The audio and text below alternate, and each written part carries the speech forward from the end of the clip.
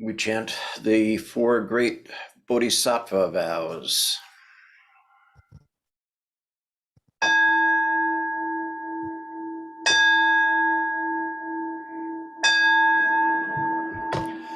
Sentient beings are numberless. We vow to help them all. Delusions are countless. We vow to see through them all. Opportunities to awaken are infinite. We vow to embrace them all. The Buddha way is endless. We vow to embody it.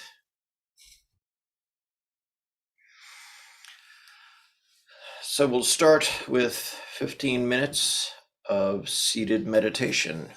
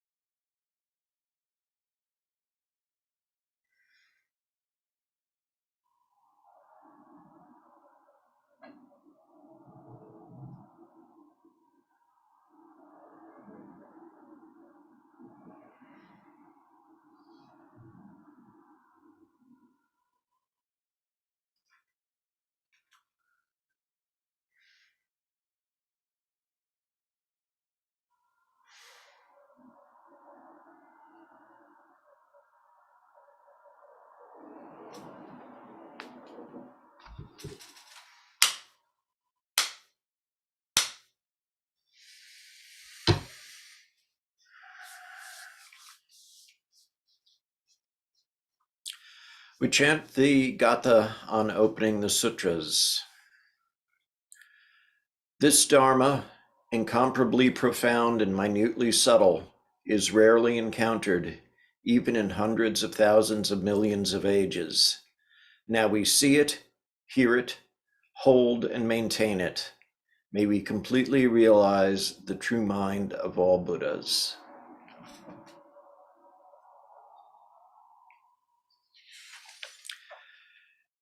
Greetings all.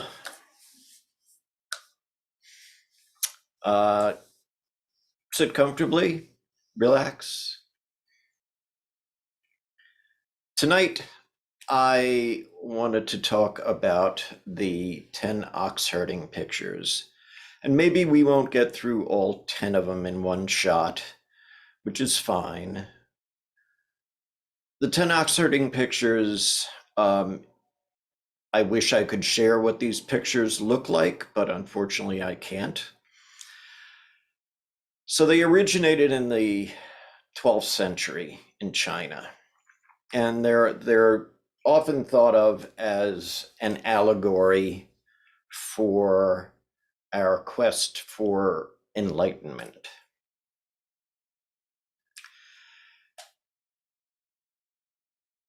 And I can get with that. It's a path. It's a, so we think, means to an end. We don't know necessarily what that end is, but when we start out in picture 1, searching for the ox, we've maybe been exposed a little bit to Buddhism in general, maybe Zen, maybe we're intrigued by Zen because it resonates with us.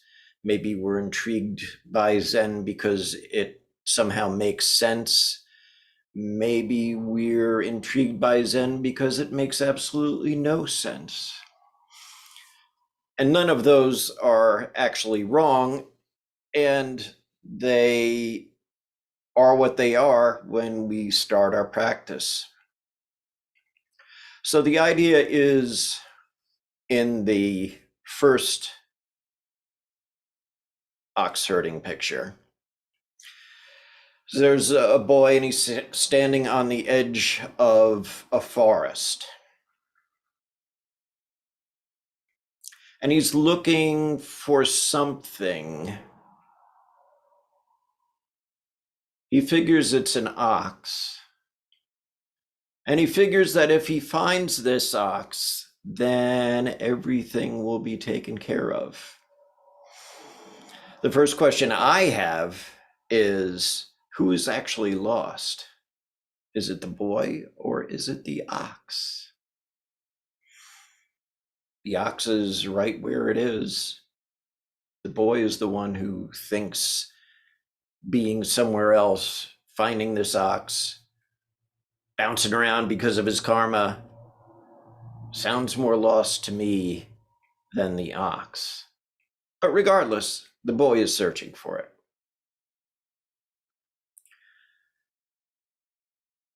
He thinks he and the ox are separate.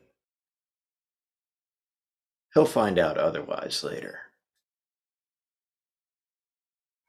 He thinks that he can go into this forest and find the ox, and that is gonna nail it for him. There's an old Kongan. The master asked Nanquan Puyan, "What is the way?" Nanquan said, "Ordinary mind is the way." The master said, "Then may I direct myself towards it or not?" Nanquan said, "To seek it is to deviate from it or move further away from it." The master said, "If I do not seek, how can I know about the way?" Nanquan said, "The way does not belong to knowing or not knowing. To know is to have a concept. To not know is to be ignorant. If you truly realize the way of no doubt, it is just like the sky, wide open, vast emptiness. How can you say yes or no to it? At these words, the master had sudden enlightenment. His mind became clear like the moon. The master in this case being Zhao. So we go on our way thinking that we need to move from where we are in our practice, and we need to do all these things. And in reality, while we're moving and we're doing these things and we're bouncing around because of our karma, we're actually not anywhere closer to what we hope for than we were when we started, when we were perfectly still.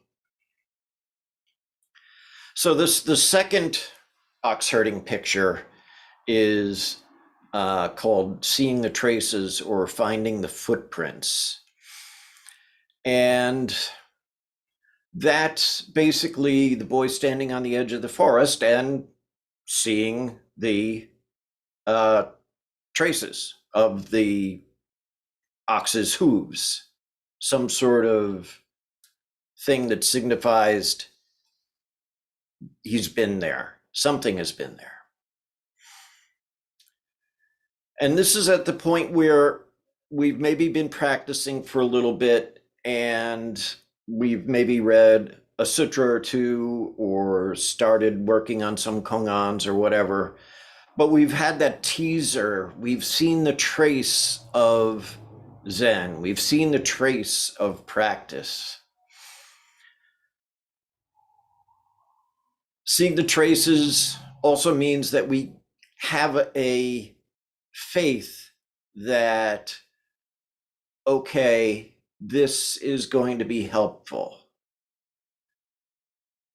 We can start to sort of figure out what it is that all this Zen is about. We're still thinking. And that's okay. Zen Master Sung San said, don't throw out the manure of thinking. Plow it under and use it to make beautiful flowers. So the first two pictures are concerned with the worlds of karma, us bouncing around, us thinking that we need to find this thing. And we're getting there. The third picture is catching a glimpse of the ox, actually seeing the ox off in the distance. The boy kind of finds his way around using his sense faculties, and he's not necessarily misguided by them. He's present in his search. He has faith in his path. He has faith in the great way. He's gotten a taste of Zen. He still is, I want to find the ox. I want to get enlightenment. I want to have this and that and the other thing. And again, that's his karma talking. But at least he's like, okay, this Zen thing seems like it's going to be the way that I can accomplish what it is that I want to accomplish.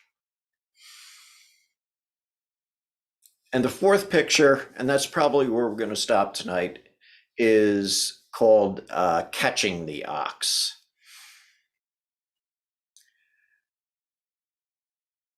The boy comes in contact with the ox.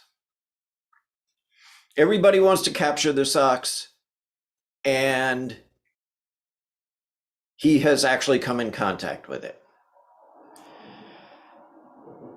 We've all got distractions that keep us from keeping a tight leash on the ox. That's why we practice, practice, practice, practice, practice. That's us keeping that rein taut, that hook through the nose, the loop through the nose with the reins attached. We want to hang on to that and keep our practice dedicated. If we, loosen up too much, then we only have to go back and take hold of the rein again and start our difficult practice, our hard practice, not difficult, just really diligent practice.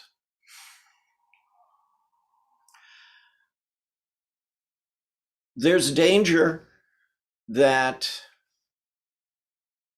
if we immerse ourselves too quickly or too deeply, or think we're deeper than we actually are, that this can overpower us.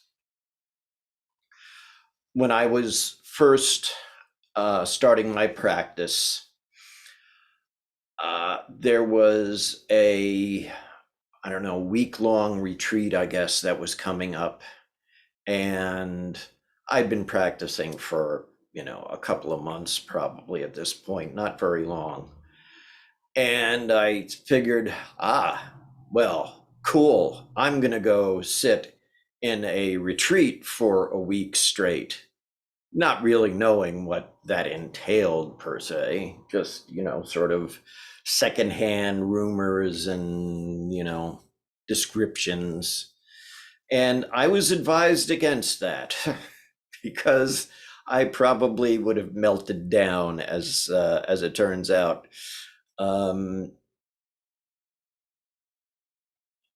Intensive retreats are just that, they're intensive. So we don't want to grab too tight.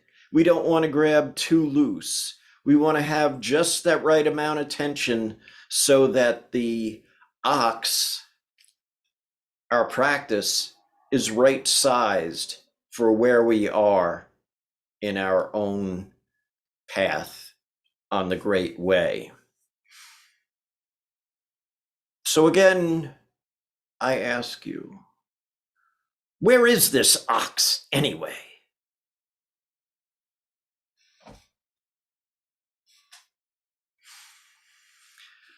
All right, we'll resume 15 minutes of seated meditation.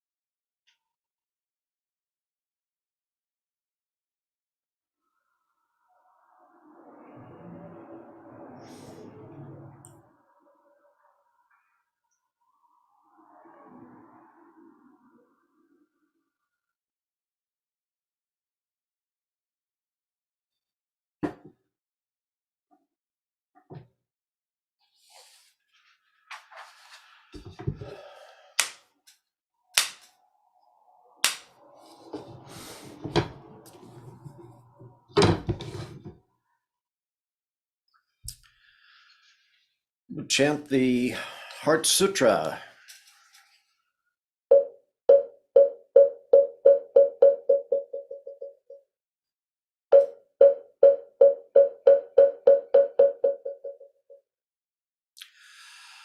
Mahaprajna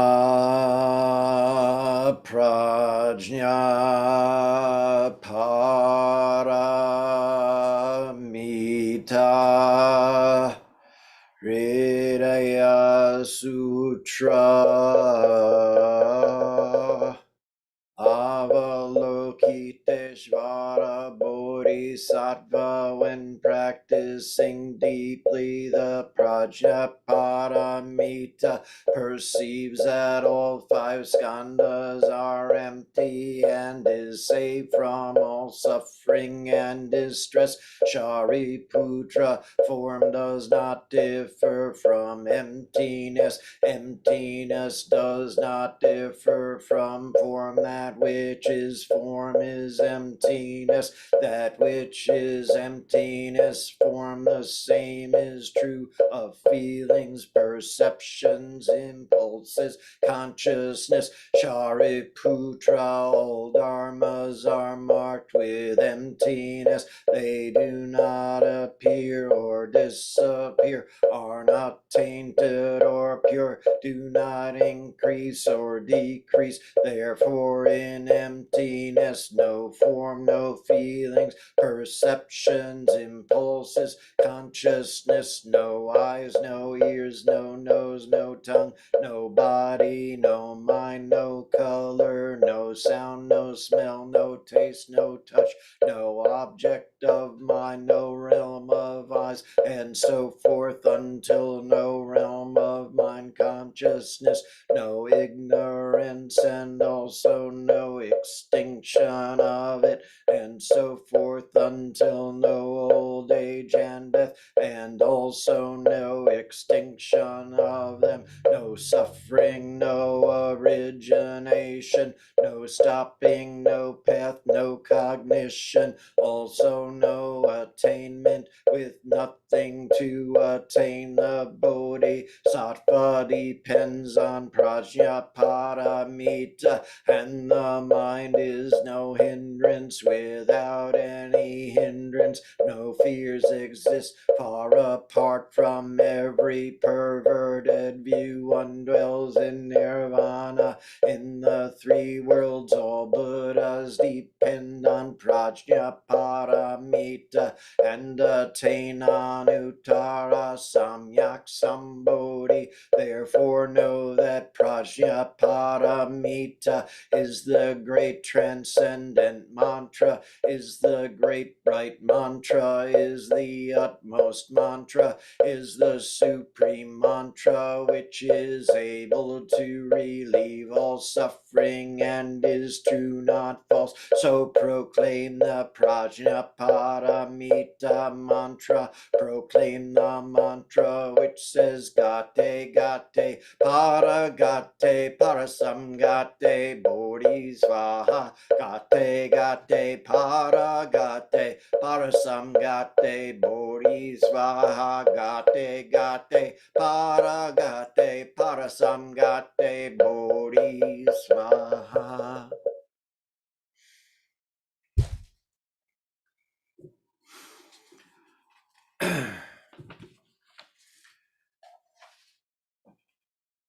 Like to do our personal dedication of merit at this point.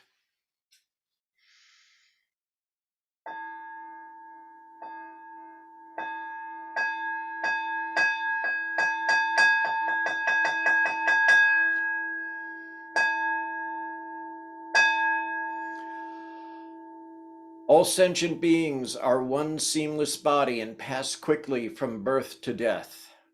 We remember those who cared for us and who are gone, those who are ill, those who are at war, who are hungry, and who are in pain. May they heal and have peace. We especially dedicate our service to Mike Gingy Wood, the Windwalker family, the Guy family. If you have anyone that you would like to dedicate merit to right now, please jump in. Hasita Pereira and his family. My sister, Anne Megan Daniels.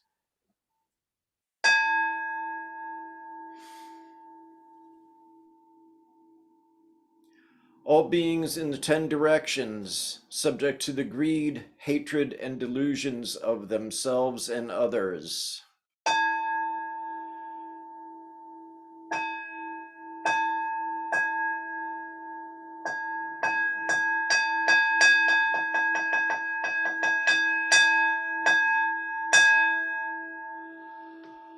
All Buddhas throughout space and time, all honored ones, Bodhisattva Mahasattvas, wisdom beyond wisdom, Maha Prajna Paramita.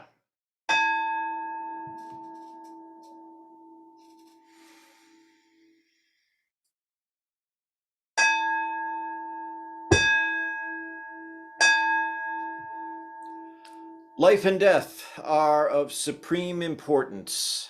Time passes quickly by, and opportunities to awaken are easily lost.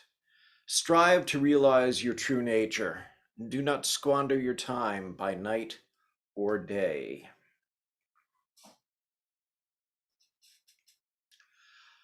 Before I extinguish the candles for the evening, I'd like to let you know what our Dharma talk schedule is for the rest of the month. Next week, December 8th, Bodhi Day, we're going to have the return of Johnson Sunmin Miller to give a talk, who hasn't been able to attend for a while, so I'm looking forward to that. On the 15th, we have Briar Hengdahl Windwalker. On the 22nd, Ron Kisen Stevenson. And on the 29th, for the year-end talk, we are going to be introduced to our most recent Sangha member, Minwi Maitri, who joins us from Texas. So deep bows to all of you. If you're part of the Zoom call, feel free to hang out and we'll have the Dharma chat. And if you're watching on YouTube, thank you for watching.